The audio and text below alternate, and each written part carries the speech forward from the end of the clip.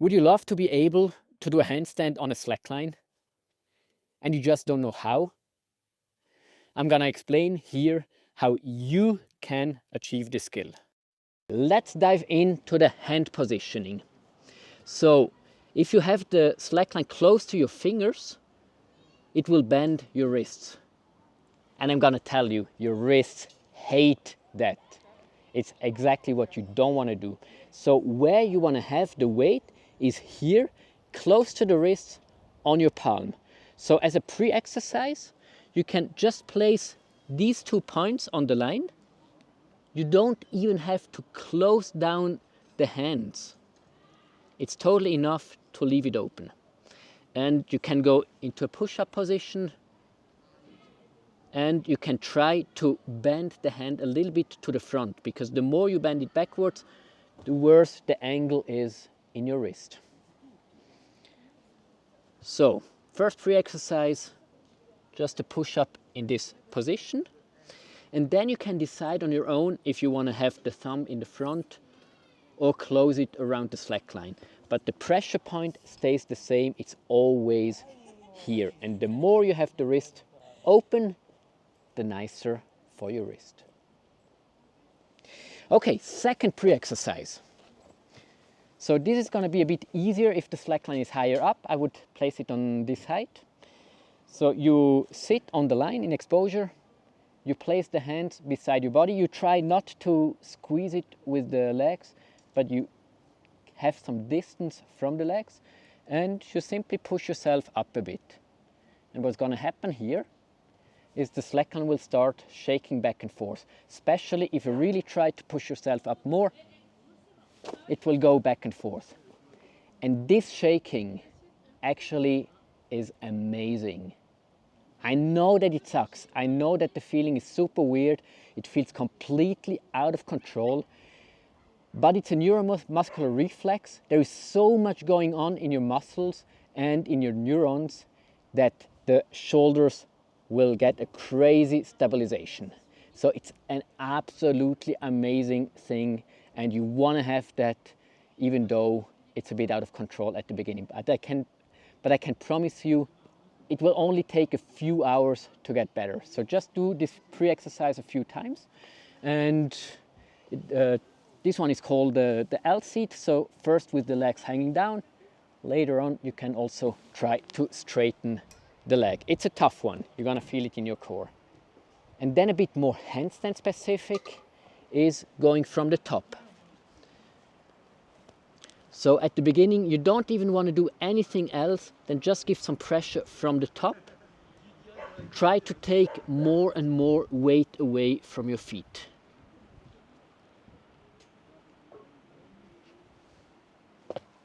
If you manage to lift the feet, amazing. If not, don't worry, it's a super tough one. Let's have a short look at the slackline setup you want to use. At the beginning, you want to use a slackline that is completely tight. But on a tight slackline, it's going to be super difficult to hold a handstand. I'm going to admit here, I have absolutely no chance to hold a handstand on a tight slackline. But it's important to already get into that position, to just get used to the shakes. Because if you start here on a rodeo line, you will potentially drop onto your head right away. So you want to build it up slowly, first on a tight slack line, then with half a meter slack, then with 1 meter slack, and slowly build your way upwards until you end up at 1.5 meter or 2 meter sag. Here it's going to be possible to hold the handstand. But if you drop in with too much sag, you will crash on the ground. And that leads us to safety. Here I have a small yoga mat. Please, don't start like that. Take big mats, the biggest mats you have. The most dangerous falling pattern is if your shoulders are giving in, your slackline ends up here and you crash onto the ground. This is real sketchy. Obviously try to avoid it, but if it happens, make sure that you have a big mat underneath and make sure to turtle in, to take the head in, to not face plant on the ground, please. So, falling backwards, obviously it's no problem. Like if I undershoot, this happens. That's an easy case. But what happens if I overshoot? You have two falling patterns that you can use. Ideally, just do the 180 down, like this. But sometimes you're just balancing so hard that you don't manage anymore, and then you want a scorpion down. This is a bit of a sketchy one, but it's important that you learn it with mats this big, please.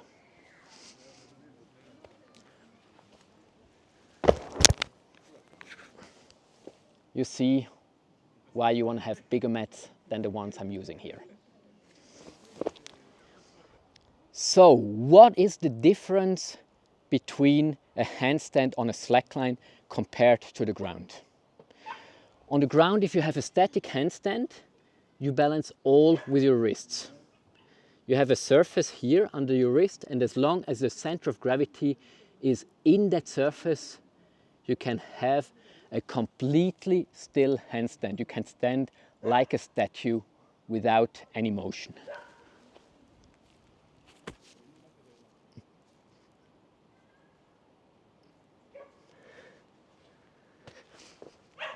However, this is completely impossible on a slackline, because if I want to balance with my wrist, I will simply tilt the slackline. There is no such thing as a perfect still balance on a slackline. You always have to stay in motion. And because you cannot do anything with the wrist, you have to find balance in a different place. So the first one is the shoulder angle. And because of that, normally on the ground you want to be as straight as possible, but if you are completely straight on the slackline and you want to balance backwards, you have to overbend. So actually the neutral position is a bit more here. This allows you to go both directions. The shoulder is one thing. The next thing is the hips. And when you see me on the slackline, I normally have one leg this direction, the other leg this direction. My legs simulate my arms. When I'm standing on a rodeo line or on any kind of slackline, I use my arms to balance. And upside down, I use my legs to balance. So obviously, if I have one leg here and one leg here, it's gonna be much easier. Only later on, with enough training, only then you can start closing down the legs. So, how to jump up from the ground?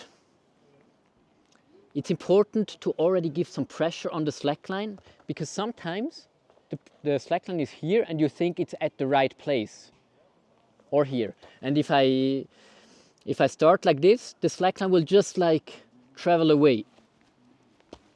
So first you want to exactly know where the slackline would go to.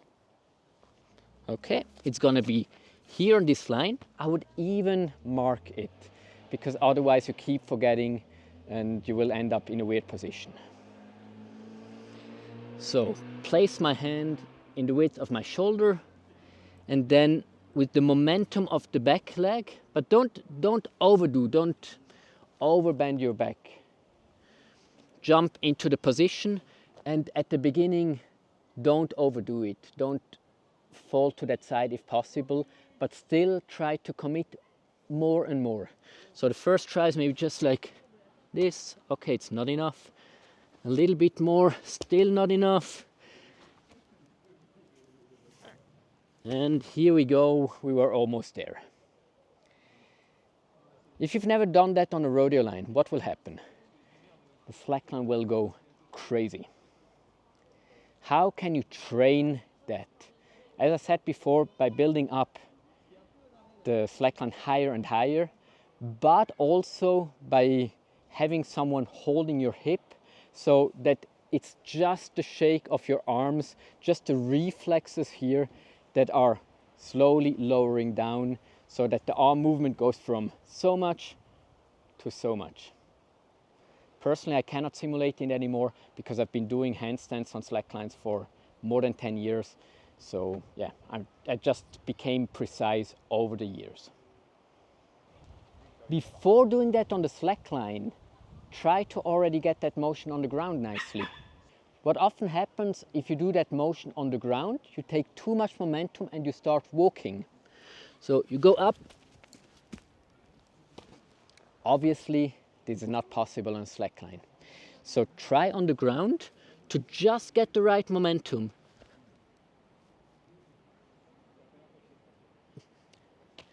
And you see my leg motion? I have the leg that is kicking up, going to that side, and the other one staying here. And the same you want to have on the slackline. One more time.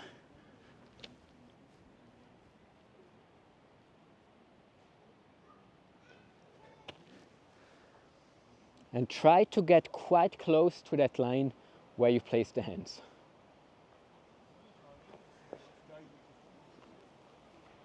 So to get rid of the reflexes, we have a person spotting here. And it's best if she's standing beside the line and grabbing my hip from both sides.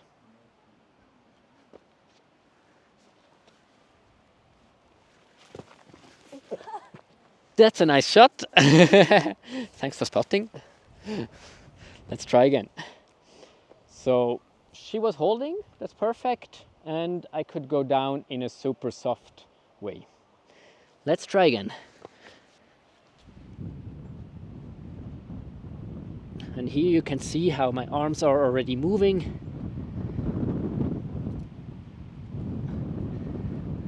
Okay, let me down. Cool, so like this you can spot. At the beginning it's good if the spotter lifts the slackliner up a little bit and later on give more and more weight onto the slackline. Thanks a lot. You're welcome. Es ist sehr anstrengend. Nee, es geht nicht gut. Vielleicht will ich das einmal probieren.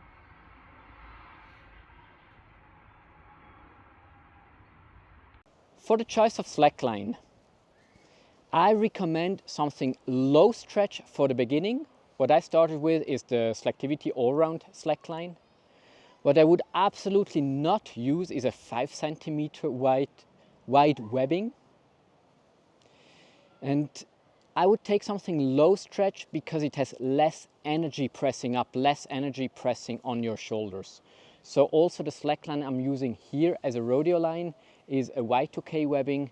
It has barely any stretch. It's, to be honest, not my favorite choice. It's the easiest choice to get started with handstands because it doesn't press up, but because my personal goal was to do handstands on a highline, and highlines are dynamic. I tried to go as fast into dynamic slacklines, into nylon slacklines, and so I feel much stronger on nylon slacklines, whereas this one is a big struggle for me. It's still the kind of slackline I would recommend to you. Now, it's gonna be very difficult. You need to be very consistent already in your slackline handstand to get started right away from standing on a slackline. I'm going to show you once how it looks, and then I'm going to explain how to get there.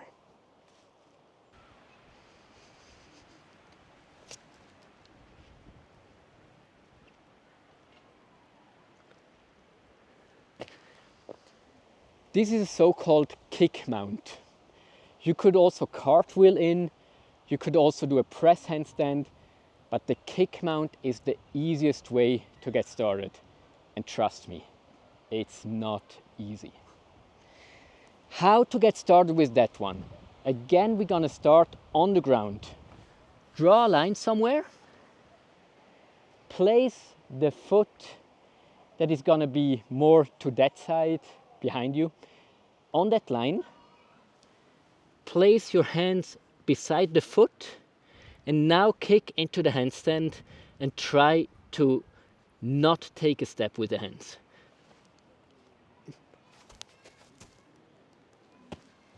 I failed! And I didn't do it on purpose. So already on the ground, it's quite a challenge. On the slackline, it's even more a challenge. So at the beginning, you need to learn the 1 foot exposure on the slackline. That's the 1 foot exposure. Then go down in that position. And so far, 90% of my weight is on my foot. And only once I transition upwards, only then I transition my weight onto my hands. And it's important to do a very slow motion, much slower than what you would think at the beginning. If you kick too fast, you won't do it. It's super technical. It's gonna take you hundreds of tries to get there. But if you want to do it on a highline, you have no choice but to learn some kind of mount directly from the slackline. So I hope you did enjoy this tutorial. I'm gonna drop here also a training schedule, how you can achieve this skill. If you train 5 days a week for 30 minutes a day, you're gonna progress very fast. So if you did enjoy the tutorial, drop me a like. Feel free to ask questions. I'm happy to answer to all of your questions. So see you in the next tutorial. Thanks for watching.